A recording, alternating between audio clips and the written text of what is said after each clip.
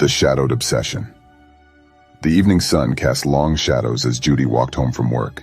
She was a young, independent woman in her mid-20s, living alone in a cozy apartment in the heart of the city. The rhythmic tapping of her heels on the sidewalk was the only sound that broke the silence. As she entered her building, she felt a shiver crawl up her spine, an eerie sensation that something was amiss. She dismissed it as an overactive imagination, attributing it to the unsettling crime documentaries she'd been binge-watching. Inside her apartment, Judy prepared a simple dinner and settled onto her couch to unwind. Her curtains were drawn, casting her living room in a soft, dim light. She was engrossed in a book when her phone buzzed. An unknown number had sent her a text message. "You look lovely tonight, Judy." Her heart skipped a beat and her hands trembled as she tried to respond. "Who is this?" she typed, her anxiety growing. The reply came quickly. "Your secret admirer." Judy's breath caught in her throat. Her mind raced, trying to piece together who this person could be. A prank? A wrong number?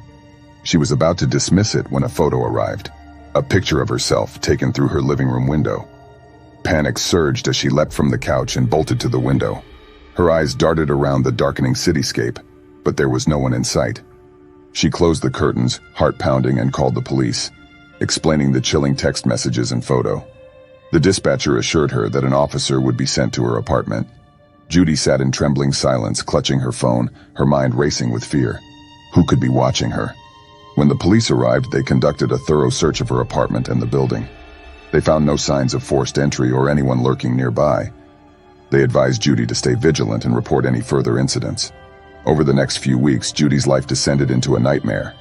The mysterious stalker's messages became more frequent and invasive. They seemed to know every detail of her life, her daily routines, her friends, her favorite places. Judy couldn't shake the feeling of being constantly watched. One evening, as she walked home from a friend's house, she heard footsteps echoing behind her. She glanced over her shoulder but saw no one. She quickened her pace, her heart pounding. The footsteps quickened as well, drawing closer. Judy's fear escalated and she broke into a run, sprinting towards her apartment building. She fumbled for her keys, her trembling hands making it difficult to open the door. Just as she stepped inside, she heard a chilling voice from the darkness outside.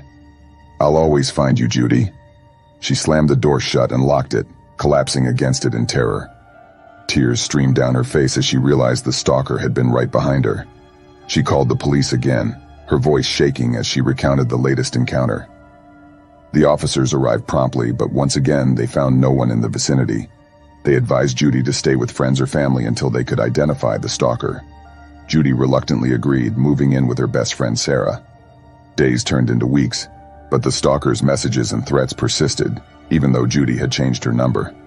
The police continued their investigation, but the stalker remained elusive, always one step ahead. One night, as Judy lay in her friend's guest room, she received a text message from an unknown number. It contained a chilling video, footage of her sleeping in her own bed, taken from within her apartment. Terrified and desperate, Judy called the police. They rushed to her apartment, but the stalker was gone, leaving only a trail of dread in their wake. The police recommended relocating Judy to a safe house, and she agreed, desperate to escape the relentless torment. As she settled into her new temporary home, Judy couldn't shake the feeling that her stalker was still out there, lurking in the shadows, waiting for the perfect moment to strike. The fear and paranoia had taken a toll on her, and she couldn't help but wonder if she would ever truly escape the shadowed obsession that had consumed her life.